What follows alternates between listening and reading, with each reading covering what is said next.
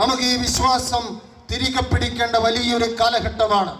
നമ്മൾ ബോധപൂർവം ചിന്തിക്കുകയും ദേവാലയത്തോടും ഭക്താനുഷ്ഠാനങ്ങളോടും വിശുദ്ധരുടെ ജീവിതങ്ങളോടും ഒക്കെ ഏറ്റവും അടുത്ത് നിൽക്കേണ്ട അപകടകരമായ ഒരു കാലഘട്ടമാണ്. വളരെ വിപത്തുകൾ നമ്മുടെ മുൻപിലുണ്ട്. നമുക്കറിയാം, നമ്മെ സംരക്ഷിക്കുവാൻ നമ്മൾ മാത്രമേ ഉള്ളൂ.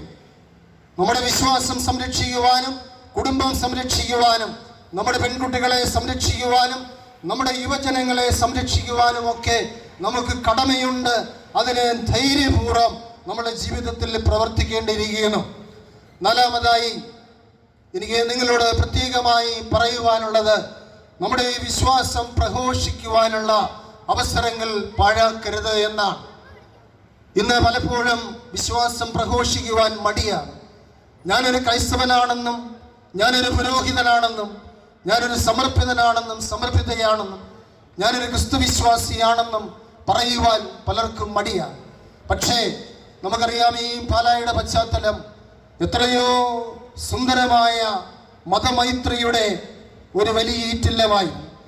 പഴയ കാലത്തിൻ്റെ ചിന്തകളോടൊപ്പം പുതിയ കാലത്തിൻ്റെ ചിന്തകളും ചേർത്ത് വയ്ക്കുകയാണെങ്കിൽ നമുക്കറിയാം, 80 വർഷത്തോളമായി ഈ പാലാ ജൂബിലി തിരുനാള് കൂടിക്കൊണ്ടിരിക്കുന്ന ഒരു ഹൈന്ദവ സഹോദരൻ ഇന്ന് തിരുനാളിൻ്റെ സപ്ലിമെന്റിൽ പറയുകയുണ്ടായി, 80 വർഷത്തോളമായി ഞാൻ ഈ തിരുനാളിൽ പങ്കെടുക്കുന്നു. അന്നത്തെ കാലഘട്ടത്തിൽ നിന്നും ഒത്തിരി വ്യത്യാസങ്ങൾ വന്നു. വൈദ്യുതി പാലായ്ക്ക് ലഭിച്ചത് 1945-ലാണ്. അതിനു മുൻപുണ്ടായിരുന്നതും അതിനുശേഷമുള്ളതും ഇന്ന് ഈ കാലഘട്ടത്തിൽ ഉള്ള വൈദ്യുത അലങ്കാരങ്ങളെ കുറിച്ചുമൊക്കെ അദ്ദേഹം വളരെ സുന്ദരമായി സൂചിപ്പിച്ചിട്ടുണ്ട്. അതിലദ്ദേഹം പറഞ്ഞ ഒരു വാചകം എന്നെ വളരെ ആകർഷിക്കുകയുണ്ടായി.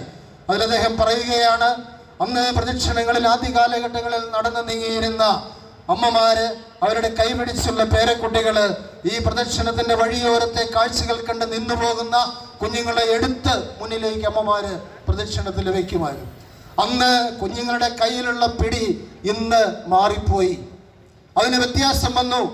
മാതാപിതാക്കളുടെയും വല്യപ്പന്റെയും വല്യമ്മയുടെയും കൈപിടിച്ചിരുന്ന രീതികളിൽ വ്യത്യാസം വന്നു എന്ന് ഒരു ഹൈന്ദവ സഹോദരൻ ഈ തിരുനാളിന്റെ ഓർമ്മകൾ അയവിറക്കിക്കൊണ്ട് ഇന്ന് പത്രത്തിൽ പറഞ്ഞു വെച്ചപ്പോൾ അതൊരു സൂചനയാണ്. നമ്മുടെ കുടുംബ ബന്ധങ്ങളിലുള്ള പാളിച്ചകളെ, ബന്ധങ്ങളിലുള്ള വിടവുകളെ, അതേപോലെ തന്നെ കുടുംബങ്ങളിലുള്ള സ്നേഹത്തിൻ്റെ ആ ഒരു കൂട്ടായ്മയും വർദ്ധിപ്പിക്കേണ്ട ഒരു വലിയ സൂചനയാണ്.